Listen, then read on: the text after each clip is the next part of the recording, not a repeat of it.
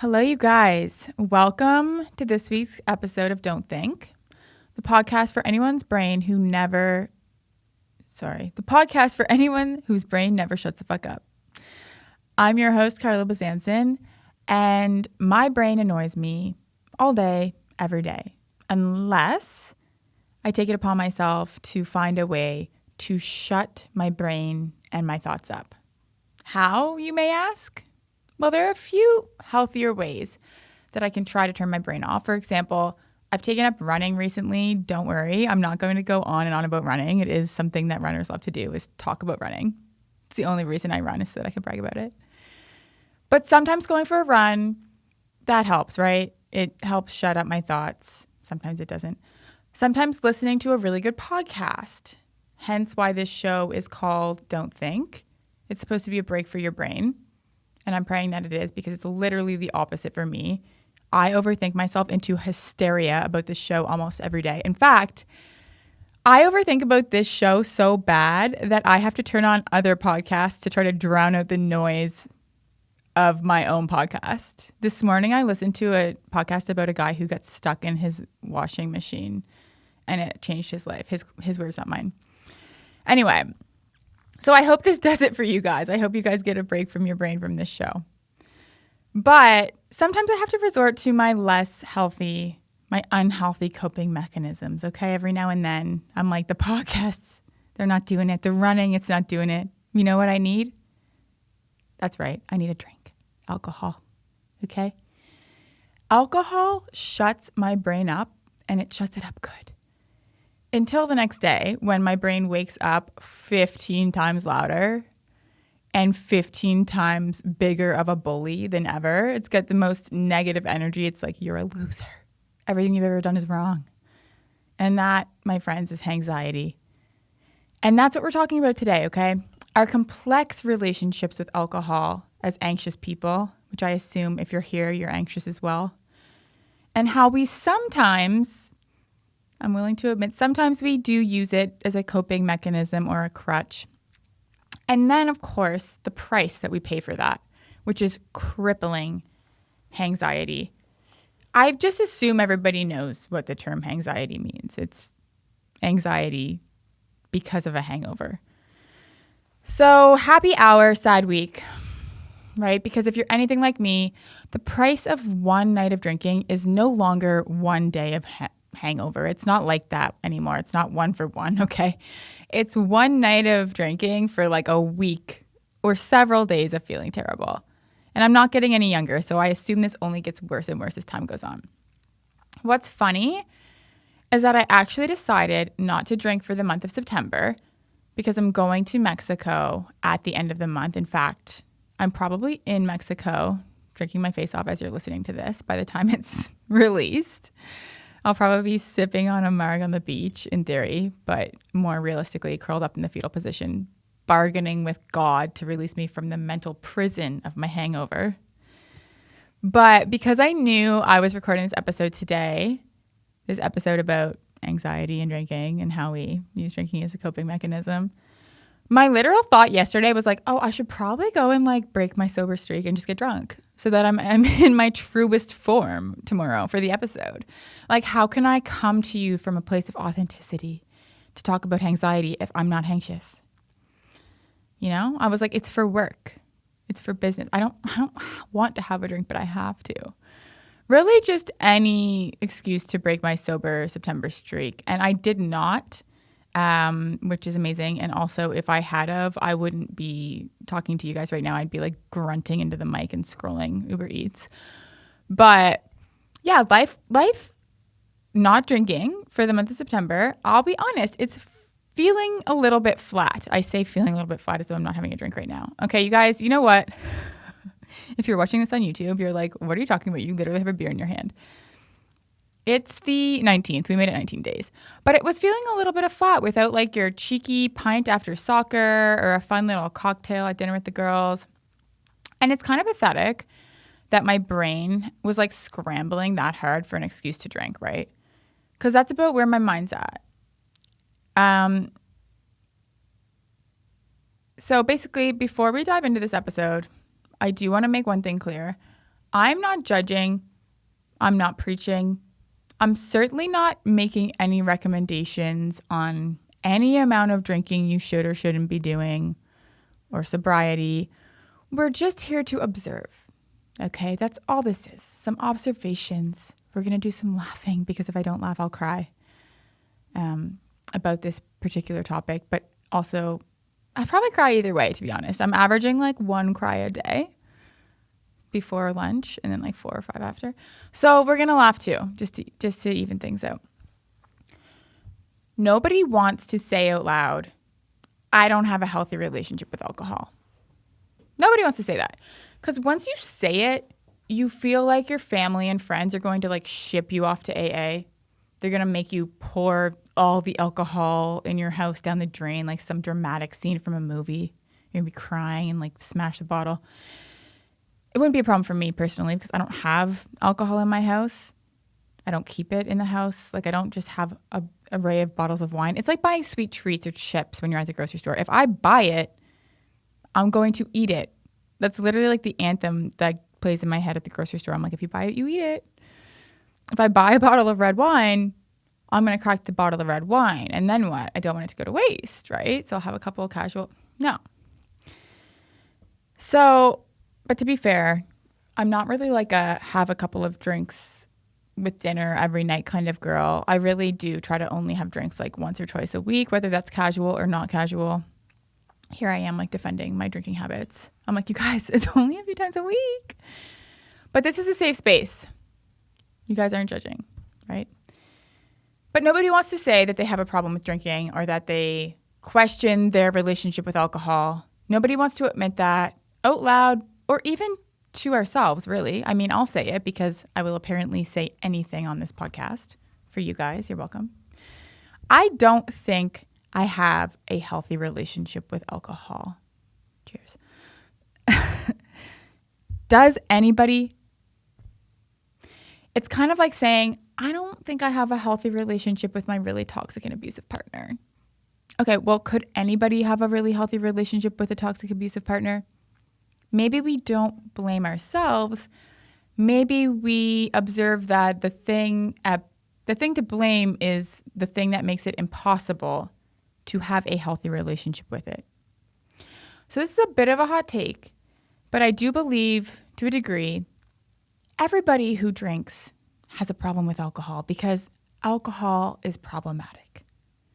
I hate to say that, okay? The same way I would hate to criticize my toxic, abusive partner because I'd be like, yeah, he's problematic, but I love him. He makes me feel good sometimes. Sometimes we have so much fun together. And that truly sums up my relationship with alcohol. I love it. I fucking hate it. It makes me feel good. And then it makes me feel really bad. From the first time I drank at 15 years old, is that young? I feel like that's normal. That's normal. It's late. I was a late bloomer, if anything. I loved it immediately. I was like, what mental illness? What social anxiety? What little weirdo band camp kid? That's what I was, by the way. I did go to band camp. I was not cool at 15 years old. I was like, what overactive, overthinking brain? I have 2 drinks and the noise in my head is gone. 2 drink me, it's my best me. My posture's better.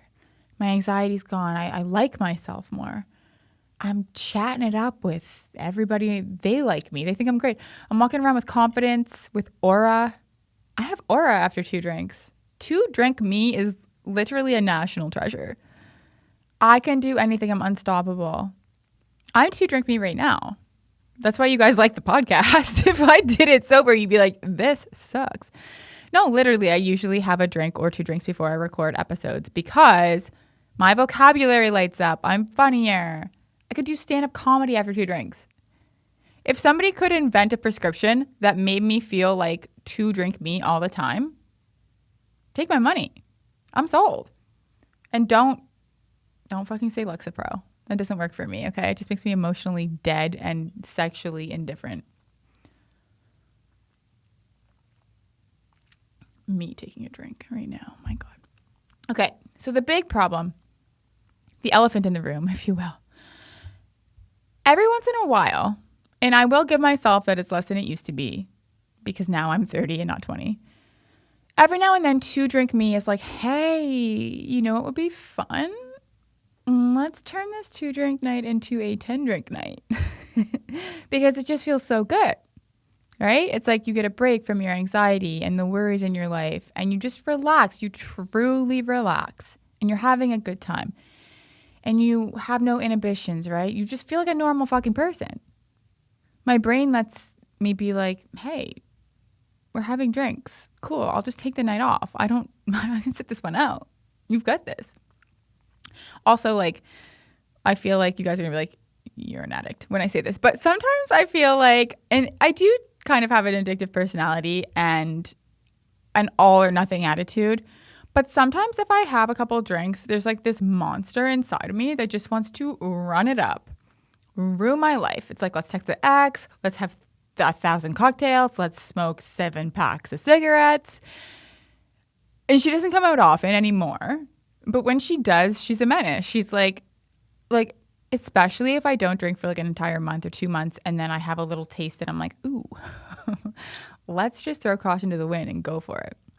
And I do have this theory about a really drunk night every now and then. Let's call it the reset theory. And you'll either love this or you'll hate it. I love it personally, but I'm a little bit biased.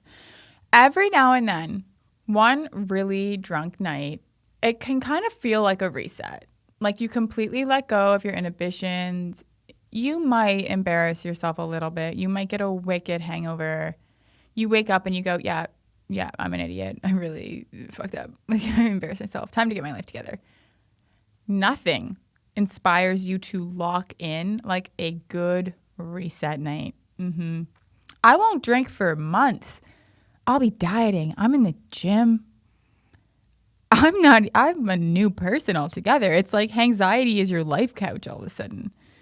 My last reset night, I got a drunken tattoo. Okay, wait. If you're watching this video, I'll show you. I got this tattoo. Okay. Borderline blacked out at a dinner at my favorite restaurant, which is like a nice place. If you're from Halifax, it was a Bike Thief. With a guy who I had pretty much just started seeing. We have matching tattoos, by the way, now. Okay, super embarrassing. I woke up, I was like, oh, yeah, no, we got to take a little good, solid break from drinking. What happened here? So I just used my new permanent tattoo that I'll have for the rest of my life as a reminder of why I had to lock in for a little bit. But the truth is, with this reset theory aside and all the laughter and the jokes aside, the price that I pay for a 10-drink night or even a 4 or 5-drink night, it's just no longer worth it. So then I'll do the classic thing, of course, where I have one of those nights. I tell myself, I'm never drinking again. It's not worth it. Famous last words, right? We all have friends who say this like 6 times a week and you're like, yeah, I support you. Oh my God. But something I've noticed, because I will from time to time, I'll go a month or 2 months without having a drink. And it's really enlightening when you do that because it causes you to observe a lot of things about both your own relationship with alcohol and then also just like society and culture and how alcohol is so intertwined in our lives. But what scares me is that the thought of never having another drink in my life is terrifying. Like when I think about it, I go, oh God, no, I couldn't possibly. There are so many things I can't imagine doing without having a drink alongside.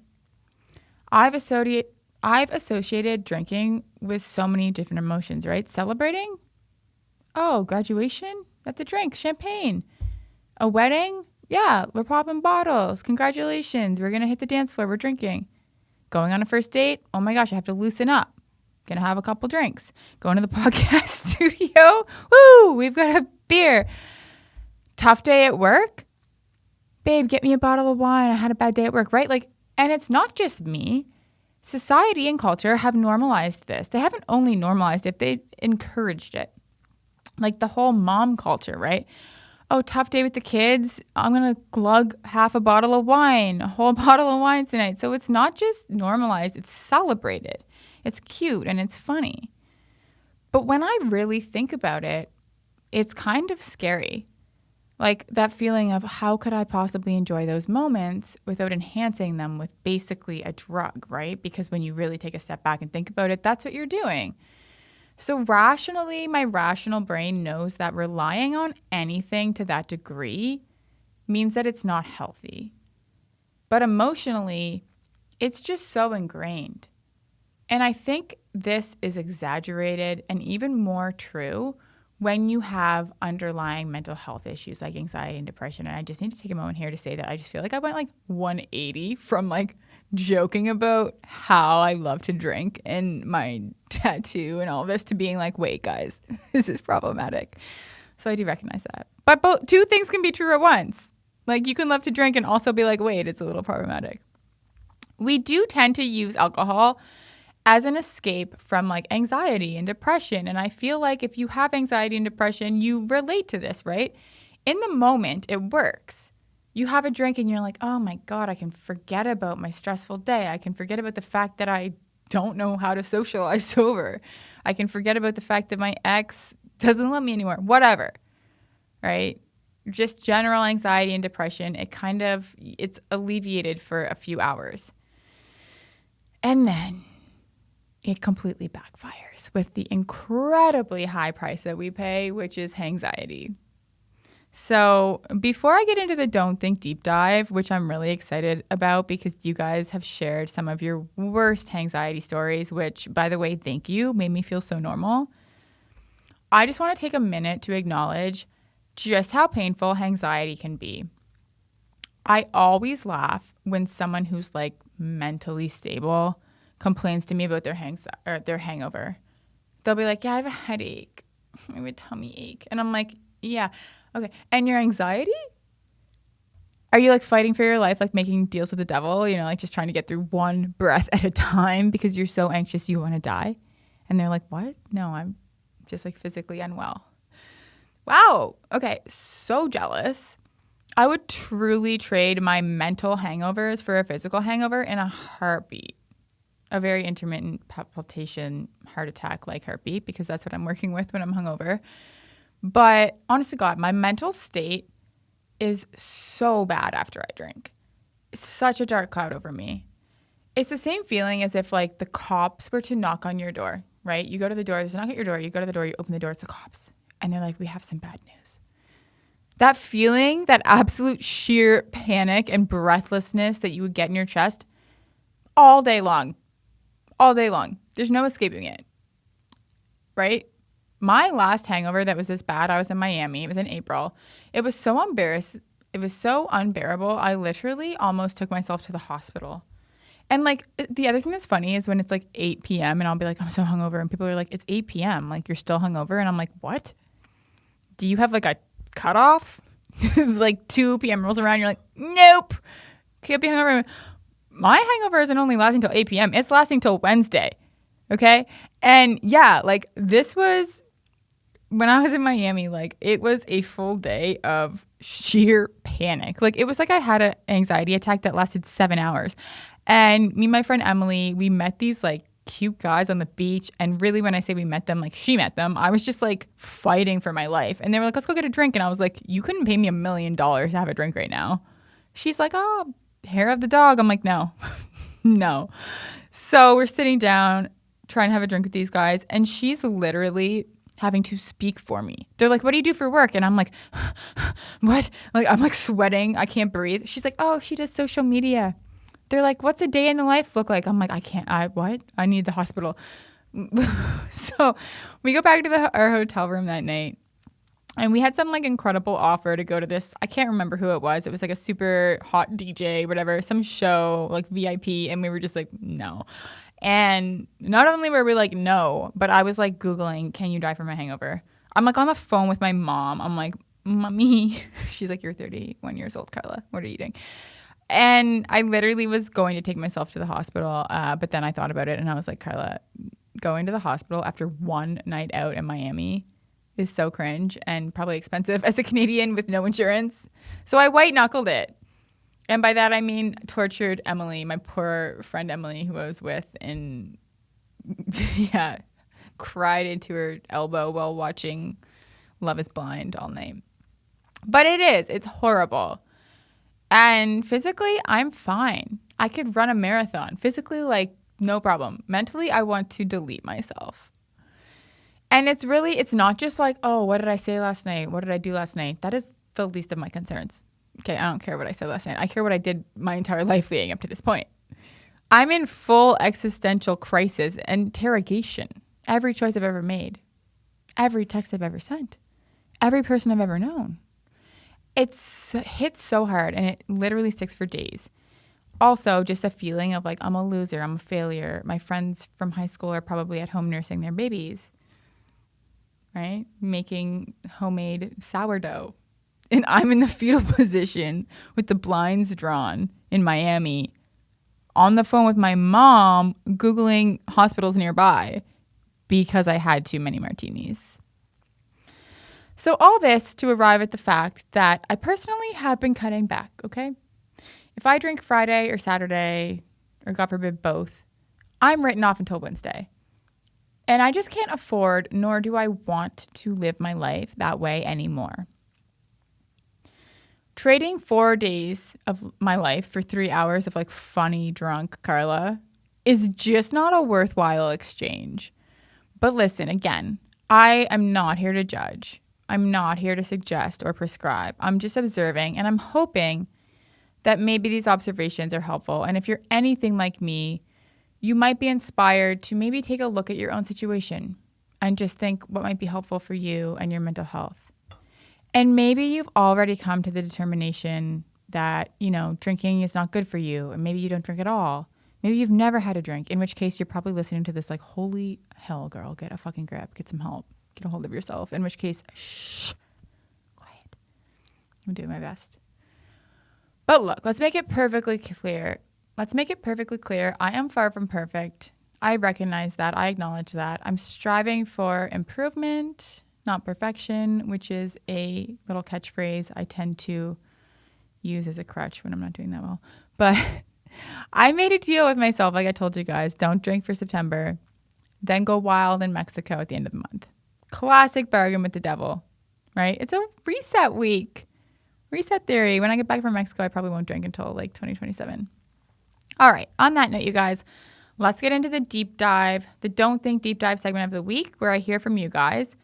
And this week I asked you guys to give me your worst hangxiety stories. And I just have to say, listening to these made me feel so much better about myself, because there was a part of me when I wrote this episode that was like, wait, am I an alcoholic? Are people going to judge me? And then I listened to these and I was like, no, you guys are worse than me. I'm good. All right, so let's hear from Anna. So I had just started dating my partner, and we were like, oh, it's still summertime, let's go to his camp. Like, his parents have a camp out in the middle of nowhere, and he was like, oh, let's invite a bunch of my friends. And I was like, oh, okay, cool. I don't really know them. Oh, sure, let's do it. And so anyway, we went, and I was super anxious because I don't really know these people, and I don't really, I don't know, I couldn't really be myself. So I drank so much. I drank I don't even know how much. And I was so drunk that I got up to go to the bathroom, and I fell into the fire pit. And in doing so, I didn't catch on fire, thankfully, but I did cut my back on a rusty nail. And everyone there was like, oh my God, are you okay? Are you okay? And I was like, yeah, whatever, I'm fine. I'm not getting a tetanus shot. Who cares, right? Anyway, the next morning I woke up and I was like, Jesus Christ, I just met these people, and they're all going to think that I am just this messy ass bitch. And everything worked out, still friends with them, still together with my partner, but holy shit, I was, the whole next day I just sat there and I was just like, Jesus Christ, what do I do? And then I got drunk again and it was fine. So okay, I have so much to say about this, I got drunk again and it was fine. Ugh, literally classic. But also, this is classic anxiety, social anxiety, leading you to drink more than you should because you're like, oh, I don't know these people, so I have to have a couple drinks. And then it really comes full circle and makes you completely embarrass yourself in front of the people that you don't even know. This reminds me of a story. I was in high school. So like I think anything that happens in high school, like, you know what I mean? It's fair game. You're allowed to drink embarrassingly when you're 17. But I was seeing a guy and I went to his like family cottage. And I don't even know what happened, you guys, but I got so drunk that I at one point was in the woods for some reason and I got like scratches from the branches all over me. And then at another point, I fell off the balcony of the cottage face first and landed on my chin. So when I woke up the next morning, I was covered in scratches on my entire body and my chin had swollen and it was like 2 inches out of my face. And I woke up and everybody called me Jay Leno for the day. And I was like, okay, this is incredibly embarrassing. I don't even know what happened. But yeah, I think it's one of those classic moments where you wake up and if you've done something embarrassing to the point where you've sustained an injury, it makes you go like, okay, I have a real problem here. This is bad. But it sounds like you made a full recovery both physically and socially. So I'm really happy for you about that one. All right, let's hear from Jen. Okay, so I was away for just a quick night in Nashville with a few girlfriends, and my husband was home with my probably then like 5-year-old and 8-year-old. And so like the next like went, had a fun night.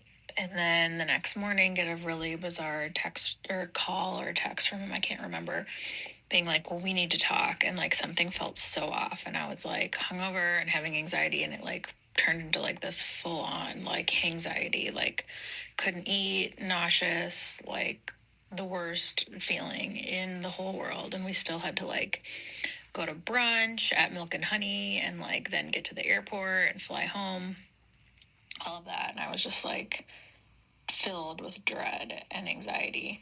And fast forward, he was having an affair. And that was like the beginning stages of him like talking and planning this like whole ruse, like that he was unhappy in the marriage and we needed to go to therapy, when he was really just sneaking his mistress into town and gallivanting with her all over town and staying in expensive hotels.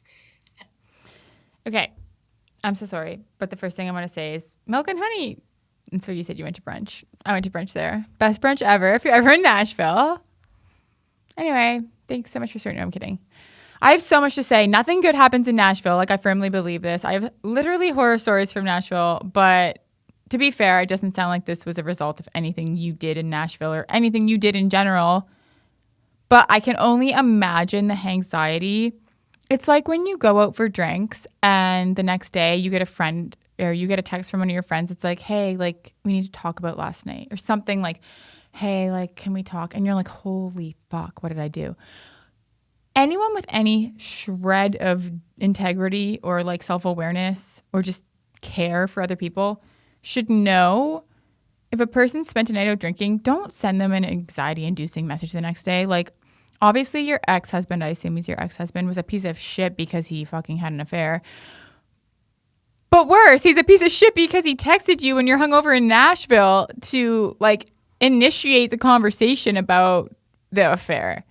Like, what kind of person doesn't even have enough awareness to be like, you know what, maybe wait till she gets home from the girls' trip where she's not super hungover in Nashville at Milk and Honey, which has the best biscuits.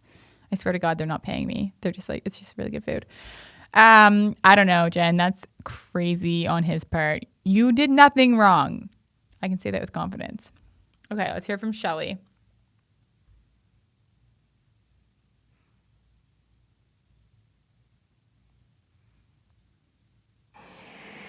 So there was this guy I was dating previously, and he really screwed me over, like really bad. I'm still healing from this. I got drunk the other day, and my brother brought his name up. It triggered me so bad. I have not talked to the guy. I just sent a bunch of random messages insulting him. So now he probably thinks she's insane, she's a psycho, she's psychotic, as it came out of nowhere. But I ended up calling him fat and all type of stuff, brokey. It was just bad. So I don't think I need to have my phone when I am drinking. I'm actually dying at brokey. Guys love that one. But I've been there. This is one of the worst types of hangxiety is when you wake up and sometimes you don't even have to look at your phone. You just have this sinking feeling where you're like, I did something bad with my phone last night. You just like, you open your eyes and you're like, oh, no. And you don't necessarily know what you did, but you just have this feeling. You're like, I texted my ex. I called my ex. I like posted something weird on Snapchat stories. I posted like 75 minutes of the concert I was at on Snapchat or Instagram. I hate when people do that. No, but honestly, you just want to throw your phone in the ocean. I've had days where I've woken up and been like, oh my God, I text my ex or call my ex or whatever I did with my phone. I just turn it off and I'm like, I'm not turning my phone on for like a couple hours because I can't deal with it. But the problem then is that my phone is, of course, my greatest tool to distract my brain from its own thoughts. When I'm hungover, I need to distract my brain from its own thoughts more than ever. So you're turning your phone off on one hand to be like, I can't deal with what I've done. On the other hand, you're like, I need my phone so bad. I get my iPad out and like disable messages and start like watching TikToks. All right, you guys, I wish I could take your call-ins all day because they do, again, make me feel better. But you know what? Thank you for sharing those. I think it's incredible. And again, we're striving here for improvement, not perfection. I love having a glass of wine. I love having a drink with dinner. Does that make me a bad person? No. Do I think that alcohol makes my life better? Also no. You know, like long-term, big picture? Probably not. But if it's balanced, I should be able to enjoy a drink here and there as a treat, right? No different than having any other treat. That's the balance that I want. So I'm still working on it. I hope you guys don't think I'm a loser now. Don't tell me if you do, though, because I can't handle it mentally. It'll put me into a spiral. But I love you guys, and I'll see you next Thursday, maybe at AA. I'm just kidding. I don't know. Okay. Bye. Thanks for joining.